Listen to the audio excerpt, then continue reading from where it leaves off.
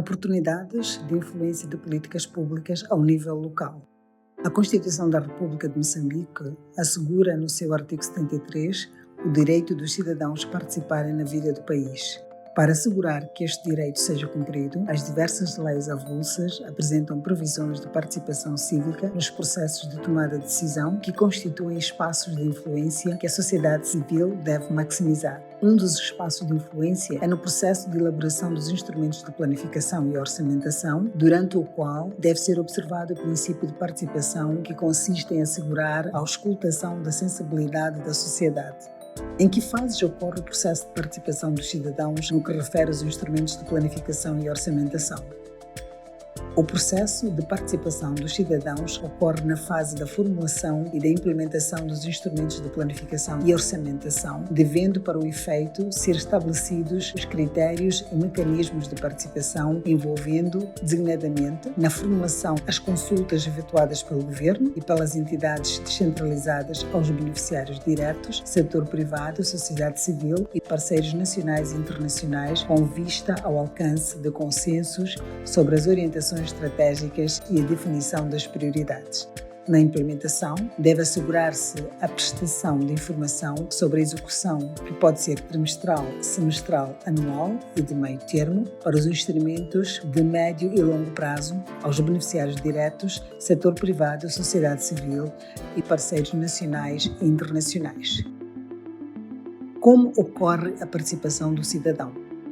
Os conselhos consultivos locais constituem um mecanismo através do qual a comunidade e a sociedade civil participam na busca de soluções para questões fundamentais que afetam a sua vida, o seu bem-estar e desenvolvimento. O que significa que, através deste órgão, as comunidades e a sociedade civil participam no processo de planificação e monitoria da despesa pública, com pelo menos 2 sessões ordinárias anuais.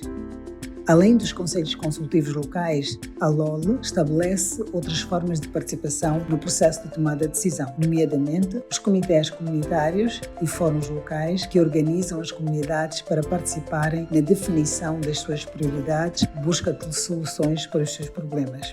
Desta feita, as comunidades e a sociedade civil organizada podem influenciar o processo de elaboração do PESOD e do PESOCEP, que são instrumentos anuais conduzidos pelos governos distritais e provinciais, respectivamente. O PESOCEP é depois aprovado pela Assembleia Provincial e, desta feita, emerge uma nova oportunidade de influência.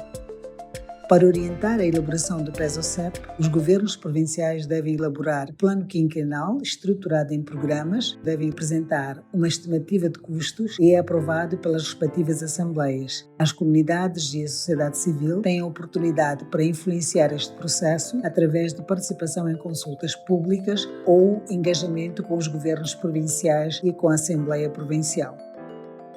Antes do plano estratégico, é elaborada a estratégia territorial em cada província.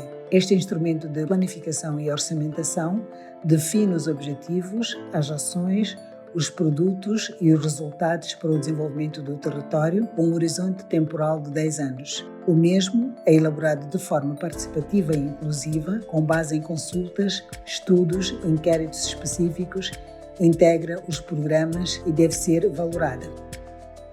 A sociedade civil e as comunidades têm ainda a oportunidade de influenciar o processo de planificação e gestão financeira ao nível dos municípios. A Assembleia Municipal realiza 5 sessões ordinárias por ano.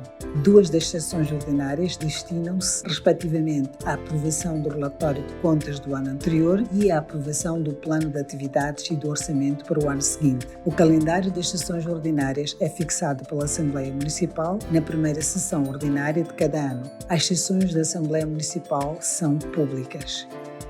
A lei permite que outros espaços de participação sejam criados. Nesse sentido, foram criados conselhos de escola, que constituem outra importante forma de envolvimento da comunidade no processo de tomada de decisão.